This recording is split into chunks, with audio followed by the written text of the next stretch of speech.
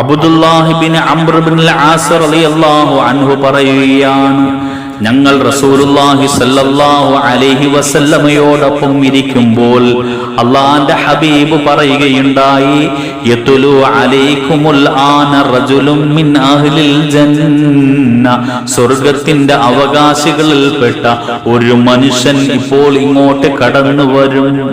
ഞങ്ങൾ നോക്കുമ്പോൾ ഒരു അൻസാരിയായ സ്വഹാബിയാണ് സദസ്സിലേക്ക് കടന്നു വന്നത്. രണ്ടാം ദിവസവും അല്ലാഹുവിന്റെ ഹബീബ് സല്ലല്ലാഹു അലൈഹി വസല്ലമ പറയുകയാണ്, സ്വർഗ്ഗത്തിന്റെ അവകാശികളിൽപ്പെട്ട ഒരു മനുഷ്യൻ ഇപ്പോൾ ഈ സദസ്സിലേക്ക് കടന്നു വരും. ഇന്നലെ വന്ന അതേ സ്വഹാബി തന്നെയാണ് അപ്പോഴും സദസ്സിലേക്ക് കടന്നു വന്നത്. മൂന്നാം ദിവസവും അല്ലാഹുവിന്റെ ഹബീബ് സല്ലല്ലാഹു അലൈഹി വസല്ലം പറഞ്ഞു, യത്ലു അലൈക്കുമുൽ ആന റജുലുൻ മിൻ അഹ്ലിൽ ജന്ന, സ്വർഗ്ഗത്തിന്റെ അവകാശികളിൽപ്പെട്ട ഒരു മനുഷ്യൻ ഇപ്പോൾ ഇങ്ങോട്ട് കടന്നു വരും.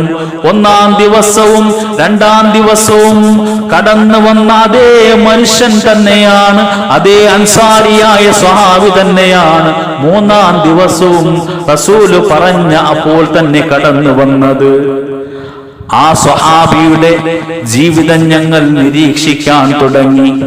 അദ്ദേഹത്തിൽ പ്രത്യേകമായി എന്ത് അമലാണ് ഉള്ളതെന്ന് അറിയുന്നതിന് വേണ്ടി പല ദിവസങ്ങളും ഞാൻ അദ്ദേഹത്തിനോടൊപ്പം രാപ്പാർത്തു. പക്ഷേ അദ്ദേഹത്തിൽ പ്രത്യേകമായ ഒരുവിധ അമലുകളും എനിക്ക് കാണാൻ കഴിഞ്ഞില്ല.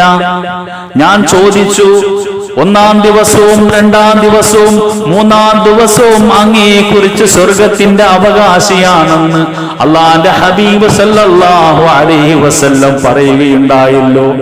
അതിന്റെ കാരണം എന്താണെന്ന് വിശദീകരിച്ച് തരുമോ?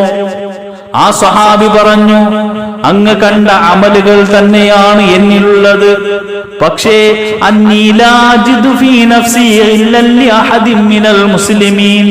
ഒരു മുസ്ലിമീങ്ങളോടും ഞാൻ വിദ്വേഷവും വെറുപ്പും പകയും വെച്ചിരുന്നില്ല.